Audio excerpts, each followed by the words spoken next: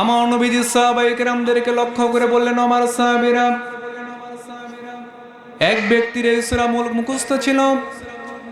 সে যখন ইন্তেকাল করলো, ইন্তেকাল করার পরে মৃত্যুর পরে কবরের ভিতরে এই সূরা মুলকটা উপস্থিত হয়ে গেল। সবাই পড়ি সুবহানাল্লাহ।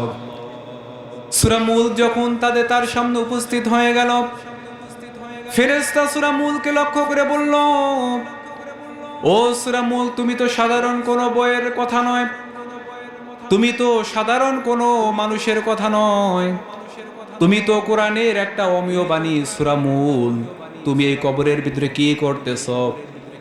ফেরেশতাকে সূরা মুলক জিজ্ঞাসা বলবে, ও আল্লাহর ফেরেশতারা,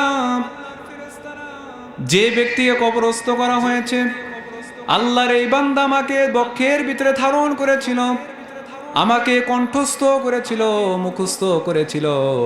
আজকে আমি এই ব্যক্তির জন্য আল্লাহর কাছে শাফায়াত করব। সবাই পড়ি সুবহানাল্লাহ। ফেরেশতারা ডাক দিয়ে বলবে, ও সূরা মুলক, তুমি যদি তোমার পাঠককে বাঁচাতে চাও, তাহলে তুমি আল্লাহ রব্বুল আলামিনের কাছে বলো। মহান আল্লাহ রব্বুল আলামিন তোমার সুপারিশকে কবুল করবেন এবং এই কবরবাসীকে আল্লাহ রব্বুল আলামিন মাফ করে জান্নাতের ভিতরে পৌঁছায় দেবেন। সবাই পড়ি সুবহানাল্লাহ। আমার নবীজি সাহাবায়ে কেরামদেরকে বলুন, আমার সাহাবীরা, এই সূরা মুলক যখন আল্লাহ তাআলার কাছে বলল, হে আল্লাহ রব্বুল আলামিন, তোমার এই বান্দা দুনিয়ার ভিতরে আমাকে কণ্ঠস্থ করেছিল, মুখস্থ করেছিল, প্রত্যেক দিন আমাকে তেলাওয়াত করত, মেহেরবানি করে তোমার বান্দাকে তুমি মাফ করে দাও। আল্লাহ রব্বুল আলামিনের নবী বলেন, আল্লাহ রব্বুল আলামিন ওই বান্দাকে মাফ করে তার জান্নাতের ভিতরে পৌঁছে দিয়েছিলেন। সবাই পড়ি সুবহানাল্লাহ। হাদিস শরীফের ভিতরে আরেক জায়গায় বর্ণিত আছে, আমার নবীর সাহাবী হযরত আবু হুরায়রা রাদিয়াল্লাহু আনহু হাদিস বর্ণনা করেন, وعن أبي هريرة رضي الله تعالى عنه قال قال رسول الله صلى الله عليه وسلم إن سورة من القرآن 30 آية। নিশ্চয় কোরআনের ভিতরে আল্লাহ রাব্বুল আলামিন 30 আয়াত বিশিষ্ট একটা সূরা নাযিল করেছেন। শাফাআত লি সাহিবিহা, এই সূরা কিয়ামতের দিন আল্লাহ তাআলার কাছে বান্দার জন্য সুপারিশ করবে। সবাই বলি সুবহানাল্লাহ।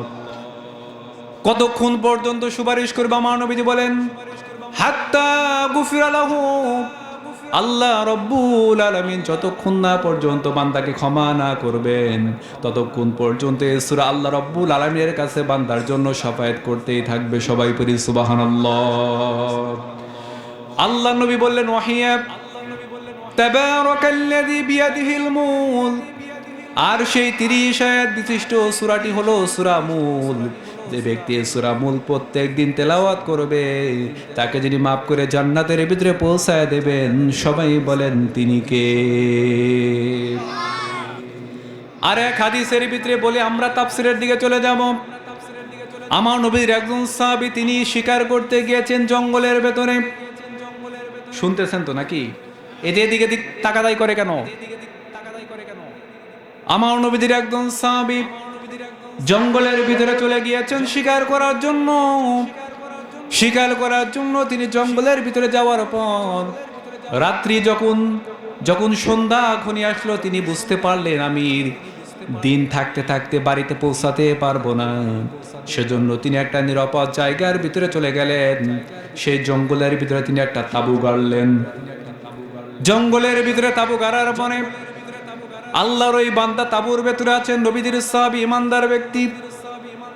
তিনি বলেন, আমি যখন তাঁবুর ভিতরে অবস্থান করলাম, তাঁবুর ভিতরে অবস্থান করার পর আমি তাঁবুর ভেতর থেকে মাটির নিচ থেকে সূরা মুলক তেলাওয়াত শুনতে পেলাম। সবাই বলি সুবহানাল্লাহ।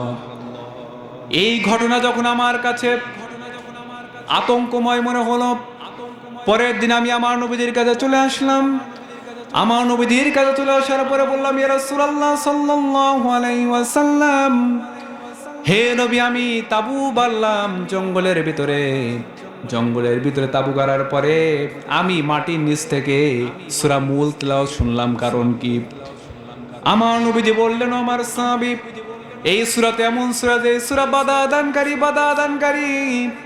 সাহাবী বলল, ইয়া রাসূলুল্লাহ সাল্লাল্লাহু আলাইহি ওয়াসাল্লাম, কি বাধাদানকারী? নবীজি বললেন, এটা হলো বান্দাকে জাহান্নামের আযাব থেকে বাধা দানকারী সূরা। সবাই বলি সুবহানাল্লাহ। যেই বান্দার কবর থেকে তুমি সূরা মূল তেলাওয়াত শুনতেছো, সেই বান্দা, আল্লাহর সেই বান্দা এই সূরাকে মুখস্থ করেছিল এবং তার নিজের জীবনে বাস্তবায়ন করেছিল। সবাই পড়ি সুবহানাল্লাহ।